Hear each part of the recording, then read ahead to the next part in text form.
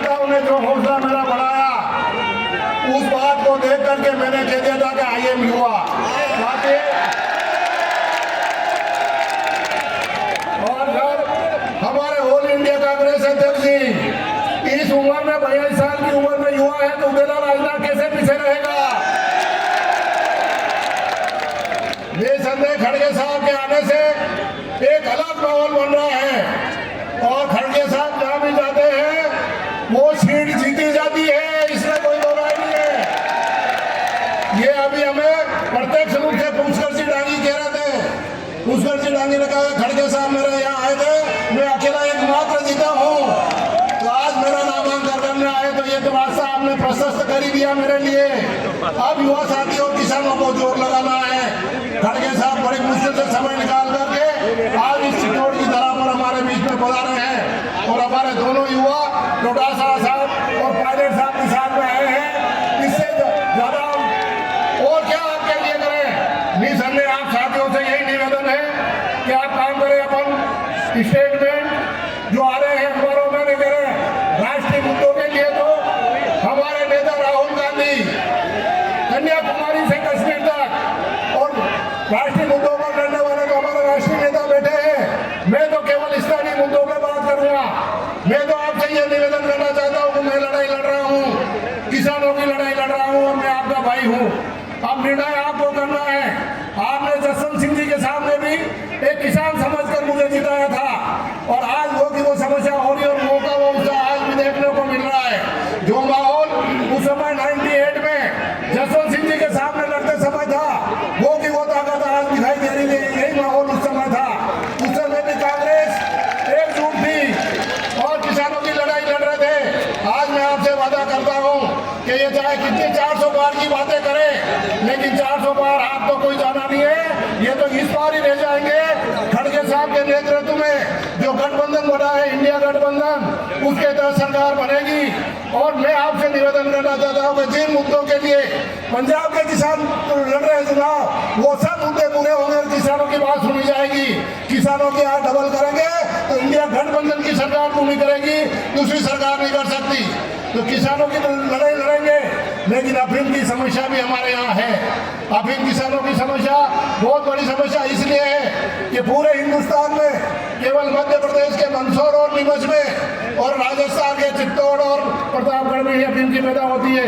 और हम दोनों प्रत्याशी यहाँ मंच पर बैठे हुए हैं। दोनों प्रत्याशी इस समस्या के लिए बराबर जूझेंगे, क्योंकि अफीम नीति जो बनती है उसमें इस क्षेत्र के सांसद भी प्रतिनिधि होते हैं। अगर प्रतिनिधि के रूप में आपने वहां भेजा तो अफीम किसानों की समस्या हम दोनों भाई मजबूती के साथ लड़ेंगे, ये निवेदन करना चाहता हूँ। तो आप पहले भी राहत दी है और अभी भी देंगे। दूसरी काफी समस्या है, लेकिन इसके लिए अभी समय कम नहीं, हमें राष्ट्रीय नेताओं को सुनना है। मैंने तो निर्णय कर लिया है कि 585 पंचायतें हैं, हर पंचायत मुख्यालय पर जाने का प्रयास कर रहा हूँ। जो अपनी बातें तो पंचायत मुख्यालय पर करता रहूंगा, लेकिन आप 11 बजे से यहाँ बैठे हुए हैं, ज्यादा लंबा बोलूंगा तो हमारे राष्ट्रीय नेताओं को सुनना बाकी रह जाएगा, इसलिए मैं ज्यादा बात नहीं कह रहा हूँ। लेकिन ये जरूर कहना चाहता हूँ कि निसंदेह समर्थन मूल्य पे खरीद होनी चाहिए। आज सरसों का भाव 5600 रुपए है और बाजार में 4700 रुपए में सरसों बिक रही है। 1200 रुपए का नुकसान एक कुंटल पर हो रहा है, लेकिन आज दिन तक सरकार की आंखें नहीं खुली है। गेहूं समर्थन मूल्य पे खरीदे नहीं जा रहे हैं, इसलिए जब तक किसानों की सरकार नहीं आएगी, जब तक किसानों का भला नहीं हो सकता। वादे मोदी जी ने खूब किए, लेकिन एक भी वादा पूरा नहीं हुआ। नई गारंटियों की बात कर रहे हैं, लेकिन उस गारंटी का क्या हुआ जिसमें किसानों की आय दुगनी करने की बात कही गई थी? उस वादे का क्या किया जिसने डीजल पेट्रोल सस्ते करने की बात कही गई थी? काले धन का क्या हुआ? मोदी जी वो गारंटी पहले पूरी करिए, फिर उसके बाद नई गारंटियों की बात करेंगे। राजस्थान में तो जो अशोक गहलोत सरकार की गारंटी थी और जिसमें एक परिवार को एक साल में 72,000 रुपए तक मिलते थे, उस गारंटी को चालू रखने की बात है। इसलिए आपसे निवेदन करना चाहता हूं कि अगर विधानसभा चुनाव में इस पार्टी को, भारतीय जनता पार्टी को झटका नहीं लगा तो हमारी कांग्रेस की जो योजना है सब बंद कर दी जाएगी और गरीब मारा मारा फिरेगा। इसलिए किसान साथियों से निवेदन करना चाहता हूं कि पूरी ताकत के साथ इस अभियान को सफल बनावें। और ज्यादा लंबी बात कहने की अभी मुझे आवश्यकता नहीं है। मैं कितना बड़ा वक्ता हूँ मुझे आप सब जानते हैं, आपका भाई हूँ, आपके बीच में रहने वाला हूँ। मैं चित्तौड़ का नेता हो सकता हूँ, राष्ट्रीय नेता मैं नहीं हूँ। हमारे तीनों नेता पधारे हुए हैं, उनको सुनेंगे। लेकिन एक बात जरूर कहूँगा, मतदान में 5% मतदान हर बूथ पर बढ़ना चाहिए विधानसभा से, तो चुनाव जीतेंगे। ये खुशी अपन ने खूब मना ली। आज आपने शानदार चर्चा कर दिया और इससे भारतीय जनता पार्टी की चुनाव मिल जाएगी, क्योंकि 2 दिन पहले उनका नामांकन भी इसी जगह मीटिंग थी। ये आज ताकत जो आपने बताई है, इसकी वजह से भी संजय या नरेंद्र मोदी या अमित शाह जरूर आएंगे। लेकिन आप बूथ मैनेजमेंट सही कर लेना। 5% मतदान जब तक नहीं बढ़ाएंगे, जब तक केवल नारे लगाने से कुछ नहीं होगा। इसलिए पूरी ताकत के साथ वो मतदान बढ़ाने की बात करिए। किसानों के काम उस समय कुछ भी नहीं है, खेती बाड़ी से हम फिर पूर्ण रूप से फ्री हो गए हैं और अब शादी ब्याह भी निपट जाएंगे 24 तारीख तक। मैं आपको निवेदन करना चाहता हूँ, पंजाब के 700 किसान मरे हैं, उनको श्रद्धांजलि देने के लिए 26 तारीख को मतदान आप करना और ऐतिहासिक मतदान करना, ताकि उन जिन मुद्दों के लिए वो किसान लड़ रहे थे वो नियम लागू होंगे हिंदुस्तान में।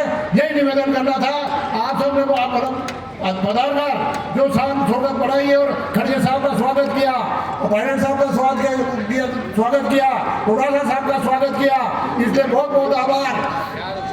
एक बात कहना चाहता हूँ, हमारे सिंधी जोशी फार्म भरा, उस दिन उन्होंने कुछ आरोप लगाए, मैं उस मामले में कहना चाहता हूँ। उन्होंने कहा कि उदयलाल जी 2 रुपए किलो में लेते थे और 100 रुपए में किलो में बेचते थे। तो मैं तो 1973 से डोडा पोस्ट का ठेकेदार था और सबकी सरकार में, भारतीय जनता पार्टी की सरकार में भी रहा और कांग्रेस की सरकार में भी रहा।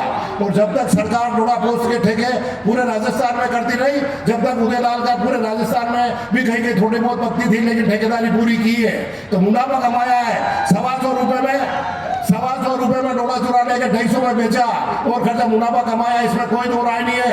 लेकिन मैं पूछना चाहता हूँ, 20,000 कागजकार थे अफीम के और एक से 20-20 हजार रुपए लिए जा रहे थे। ऊपर से तस्करी के नाम पर 20 किलो डोडा चुरा लिया जाता था। 18 से पहले 13 से 18 के बीच में 40 करोड़ रुपए हर साल एकत्रित होते थे। उसमें सीपी जोशी की कितनी पाती थी, ये हिसाब उनको जरूर पूछ लेना, ये हिसाब जरूर पूछ लेना। इसके अलावा और ज्यादा कोई पूछने की आवश्यकता नहीं है। दूसरी बात, हमारे भाई श्रीचंद जी ने ये कहा है कि मैंने उदयलाल जी को निपटा दिया। मैं आपसे निवेदन करना चाहता हूं कि उदयलाल जी को तो श्रीचंद जी ने 1990 में भी निपटाया 7,000 वोटों से। निम्बाड़ा में उदयलाल को निपटाया था, लेकिन इसी निम्बाड़ा की जनता ने वापस 93 में 12,500 से इन्हीं श्रीचंद जी को जीता हराया था। मैं निपटा नहीं सकता, जनता निपटा सकती है, जनता की ताकत निपटाती है। आदमी कुछ नहीं है लोकतंत्र में। और उसके बाद वापस इन्होंने मुझे 2003 में 900 वोटों से निपटाया था और 2008 में 38,000 से वापस मैंने नई जनता ने निपटाया है। इसके बाद वापस इन्होंने मेरे को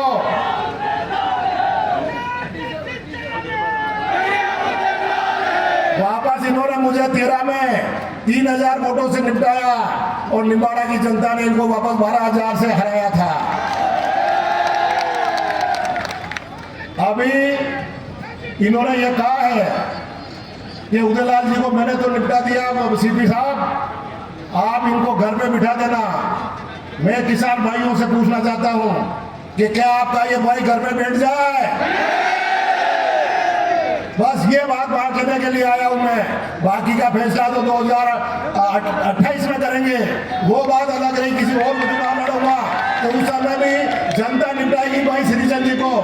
निसंदेह एक बात सही है, क्या 2 बार सांसद, कैबिनेट मंत्री, इतना सीनियर लीडर मंत्री नहीं बनावे और नए लड़के को मंत्री बना दे तो दिमाग तो विचलित होना वाजिब है भाई है। अगर आपने भेज दिया लोकसभा में और जिस दिन अपनी समस्याओं के लिए भजन लाल जी से मिलूंगा, माननीय मुख्यमंत्री राजस्थान से, तो जरूर सिफारिश करूंगा भाई श्रीचंद की कि इनको मंत्री बनाने में पागल होकर घूमेगा भैया मेरा। इस प्रकार से निपटाने का काम कोई आदमी नहीं कर सकता है। निपटाती तो जनता है, जनता के मन में भाएंगे तो समर्थन मिलेगा। बाकी आदमी के कहने से कुछ नहीं हो सकता।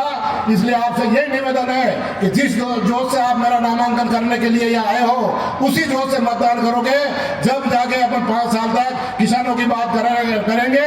और अगर एनडीए की सरकार नहीं बनी, इंडिया गठबंधन की सरकार नहीं बनी और किसानों को आंदोलन करना पड़ा, तो उदयलाल आजना पंजाब के शंभू बॉर्डर पर चित्तौड़ जिले का प्रतिनिधित्व करने के लिए वही बैठा रहेगा। लेकिन किसानों की समस्या के लिए कभी उदयलाल पीछे नहीं रहेगा, ये ध्यान रखना। सावरा सेठ की तो मेहरबानी है, आप सभी जानते हैं, उसकी कोई चिंता नहीं है, लेकिन आपके वोटों की आवश्यकता है। और वोट कहीं बाजार में पैसे से नहीं मिलते हैं, वो तो भावना से मिलते हैं, समर्थन से मिलते हैं, लगाव से मिलते हैं। और खड़गे साहब आशीर्वाद देने आए हैं तो जरूर वोट मिलेंगे। धन्यवाद, जय हिंद। धन्यवाद। मैं अगले क्रम में